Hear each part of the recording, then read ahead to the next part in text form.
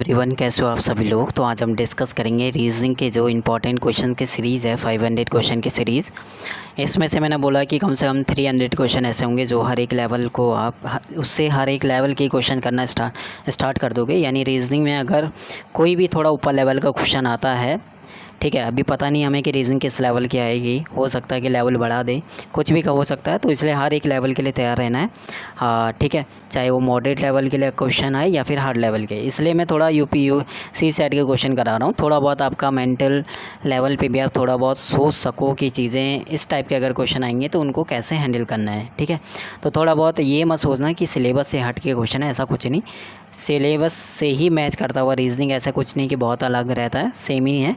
But यही है कि थोड़ा बहुत अभी उस लेवल की क्वेश्चन एग्ज़ाम में नहीं आ रहे हैं, बट अगर आना स्टार्ट हो गए तो उस चीज़ के लिए तैयार रहना कि हमें 50 आउट ऑफ 50 टारगेट अचीव करना है, चाहे कुछ भी हो। रीजनिंग में 47 से कम तो नहीं आना चाहिए, चाहे किसी भी लेवल का क्वेश्चन आए। ठीक है, इसलिए 8-10 क्वेश्चन अगर अलग लेवल के आते हैं, थोड़ा टफ लेवल के आते हैं, तो वो भी आराम से हो जाए, इसीलिए सीरीज़ स्टार्ट की गई है। ठीक है, तो थोड़ा बहुत इसके बाद हम जैसे ये सीसेट के क्वेश्चन ख़त्म हो जाएंगे, फिर हम एसएससी के जो अभी लेटेस्ट एग्ज़ाम हुए सीपीओ, सीएचएसएल और फेज़ 12, उनके क्वेश्चन भी हम स्टार्ट कर देंगे। ठीक है, इसके अलावा जीके की पीवाईक्यू सीरीज़ इंपॉर्टेंट है, उसको देखते हुए चलना, क्योंकि जीके किसी भी एग्ज़ाम के लिए सेम ही रहेगा, वो कोई चेंज नहीं होता है। ठीक है, तो उससे बहुत ज़्यादा हेल्प मिलेगी।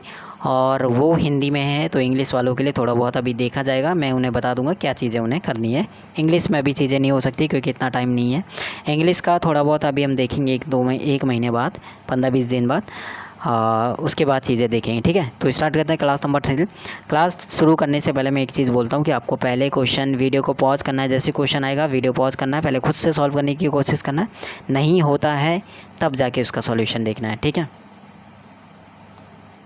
तो स्टार्ट करते हैं आज का पहला क्वेश्चन। और कमेंट सेक्शन के लिए मैं डेली एक क्लास में जो एक क्वेश्चन देता हूं, तो उसको ट्राई ज़रूर करना और दोस्तों के साथ भी डिस्कस करना, बट उसका सॉल्यूशन कोशिश करना खुद से सॉल्व करने की। नहीं होता है फिर जाके उसको डिस्कस किया करो। ठीक है, तो कमेंट सेक्शन में उसका आंसर दे दिया करो। आज का भी एक क्वेश्चन मैं दे दूंगा जो कि बढ़िया लेवल का क्वेश्चन होगा। ठीक है, जो भी मैं होमवर्क कमेंट के लिए दूंगा क्वेश्चन, वो बढ़िया लेवल का होगा। क्वेश्चन नंबर 49 देखते हैं। इस टाइप का क्वेश्चन रीजनिंग में देखने को मिलता ही है, बहुत क्वेश्चन आते हैं। ठीक है, 8 मित्र हैं, इनका नाम है ए से। एक गोल मेज के हैं, सर्कल की तरफ इनका फेस है। फेस कहाँ है? ठीक है, सर्कल के इनसाइड फेस है ना। ठीक है, सभी का। तो 8 लोग हैं, 1 2 3 4 5 6 7 8।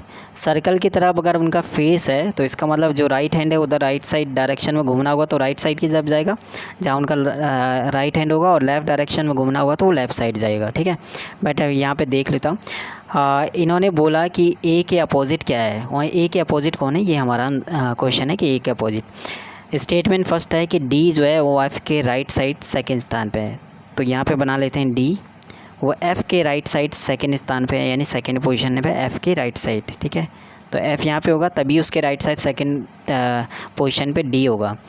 और ई के अपोजिट बैठा है कौन? डी, यानी फर्स्ट वाले की। तो डी जो है वो ई के अपोजिट है और एफ़ के राइट साइड राइट डायरेक्शन में सेकेंड स्थान पे है। ए जो है वो बी का और सी का जो है पड़ोसी है, एकदम पास। ए जो है वो बी और सी के ही बीच में होगा। ठीक है, इतना तो क्लियर है। जी जो है वो ई के दाएं बैठा है, जी जो है वो ई के दाएं बैठा है, यानी ई के राइट साइड जो कौन बैठा है? जी बैठा हुआ है। और जो ए के राइट हैंड दूसरे स्थान पे है, जो यानी अब ये बात कर रहा है किसकी? जो यानी ये बात कर रहा है ई की, जो ए के राइट डायरेक्शन में दूसरे स्थान पे है। ठीक है, अब इन्होंने बोला है, एक पॉइंट हमारा रह गया कि ए जो है वो बी और सी के निकटतम पड़ोस में है। ए जो है वो बी और सी के निकटतम पड़ोस में है, तो बी यहाँ पे होगा तो सी यहाँ पे होगा, या हो सकता है यहाँ पे हमारा बी आ जाए तो यहाँ पे हमारा सी आ जाए, ऐसा कुछ यहाँ पे इनकी पोजीशन को बोला नहीं है। तो जो बचा हुआ कौन बच गया? डी, ए बच गया, बी ए आ गया, बी आ गया, सी आ गया, डी एफ जी एच बच गया, तो एच यहाँ पे आ जाएगा। तो सब पोजीशन पे बैठ चुके हैं। इसका मतलब ये है कि अगर हमारा स्टेटमेंट 1 ही होगा खाली तो वो हमारे लिए सफिशिएंट नहीं है, उससे आंसर नहीं आएगा। हमारे उसके लिए स्टेटमेंट सेकंड भी होना ज़रूरी है। तो यानी दोनों स्टेटमेंट, यानी स्टेटमेंट 1 और सेकंड कोई भी पर्याप्त नहीं। इन्होंने बोला 1 या सेकंड में कोई भी पर्याप्त है।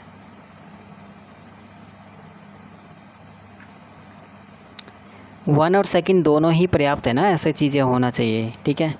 वन और सेकंड में कोई भी पर्याप्त है, ऐसा कैसे हो जाएगा, ठीक है।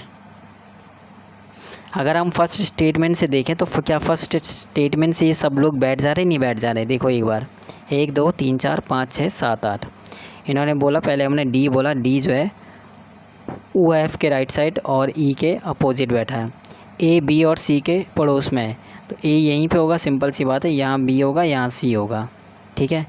यहाँ बी होगा, यहाँ सी होगा, ठीक है। यहाँ बी होगा, सी होगा, लेकिन सिंपल सी बात है, एच और जी के बारे में कुछ बोला नहीं है। जब एच और जी के बारे में कुछ बोला नहीं तो कैसे स्टेटमेंट 1 पर्याप्त हो जाएगा, ये तो गलत हो जाएगा। ओनली स्टेटमेंट 2 से कैसा आंसर आ जाएगा, ये भी गलत हो गया, ठीक है। ना तो फर्स्ट और ना ही सेकंड पर्याप्त है। हाँ, ये हो सकता है क्योंकि इन्होंने बी और सी की पोजीशन फ़िक्स नहीं करी है, बट फिर भी ठीक है, बी और सी की पोजीशन फ़िक्स नहीं करी तो उसे हम ऐसे बैठा सकते हैं कहीं भी, क्योंकि उनकी ज़रूरत भी नहीं है, बट ये चीज़ ठीक है।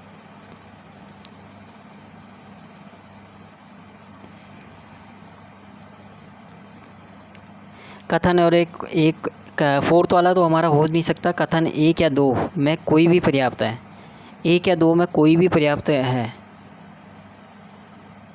अकेला सेकंड नहीं हो सकता, अकेला फर्स्ट नहीं हो सकता। इसका मतलब फर्स्ट वाला सी ऑप्शन पे जाएंगे, क्योंकि यहाँ पे तो ऑप्शन में भी गड़बड़ है। सी ऑप्शन पे इनका ये बोलना चाहिए था कि स्टेटमेंट फर्स्ट और सेकंड दोनों ही पर्याप्त हैं, ठीक है। आंसर दे दे। तो ए के अपोजिट तो पूछा इन्होंने, ठीक है। तो ए के अपोजिट कौन है, ए के अपोजिट तो फिक्स है ना कि ए के अपोजिट हमारा एफ आ जाएगा।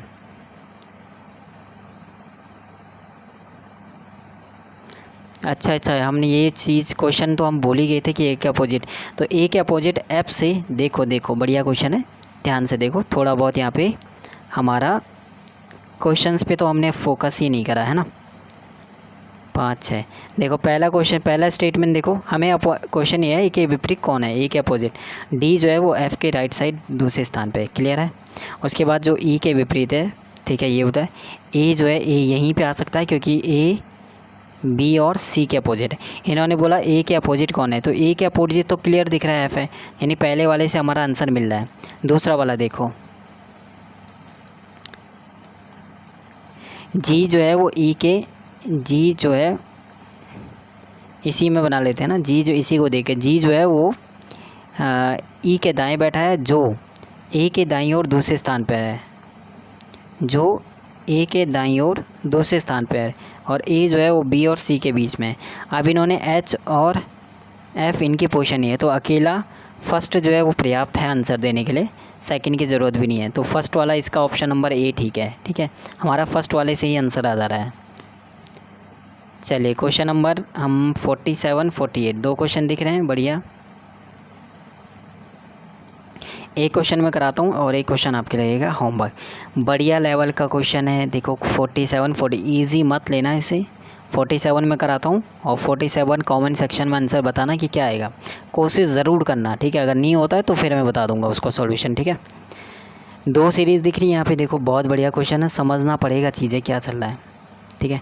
एक सीरीज़ आपकी ये है, कौन सी, 5 7 17 55 225, कैसा आया होगा, 5 7 के और 7 14 के किसके मल्टीपल।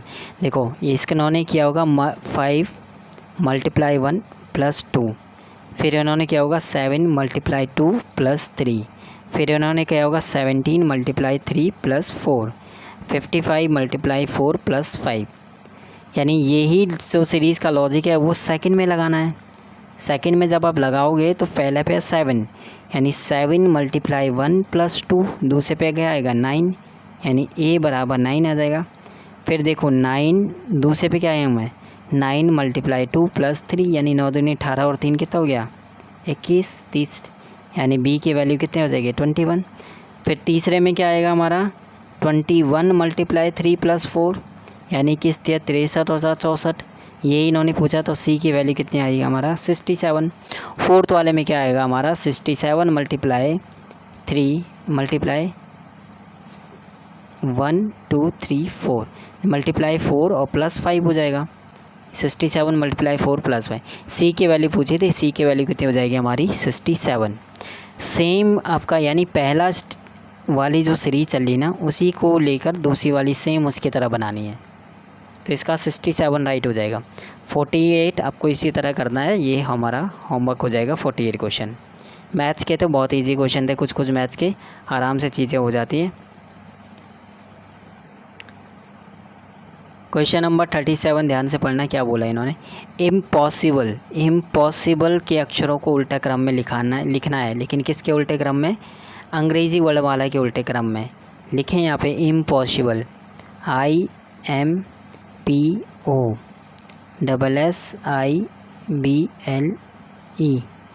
अब यहाँ पे अपोजिट में लिखना है, तो सबसे बड़ा इनमें क्या हो जाएगा, PQRS, एस से ऊपर है कोई नहीं तो डबल एस है, MNOP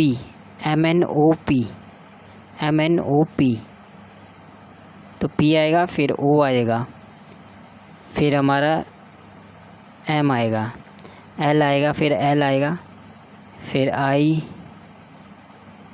2 I है, I, उसके बाद हमारा E आएगा, फिर हमारा B आएगा। कितने जो हैं वो चेंज नहीं हुए हैं, किन की पोजीशन देखो, एक तो हमारा P वाला चेंज नहीं हुआ, एक हमारा O वाला चेंज नहीं हुआ, और एक हमारा I वाला चेंज नहीं हुआ।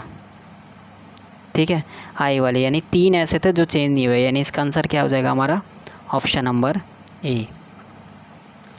ठीक है, तो बाकी हमारा क्वेश्चन डिस्कस करेंगे आपका नेक्स्ट वाली क्लास में, आपके बाकी के 2-4 क्वेश्चन जो भी होंगे, है ना।